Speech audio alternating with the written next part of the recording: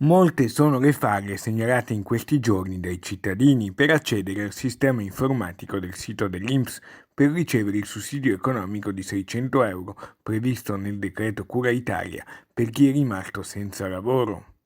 C'è chi, pur avendone diritto, non è riuscito ad accedere al sistema e chi, come questo veneziano di 55 anni, dipendente della pubblica amministrazione, ha ricevuto nella sua casella di posta elettronica la conferma di accettazione della richiesta, pur non avendo mai presentato domanda. Mi è arrivata una mail dall'INPS indirizzata alla mia casella di posta elettronica in cui mi viene notificato che la mia domanda di indennità Covid-19 è stata ricevuta dall'INPS con numero identificativo.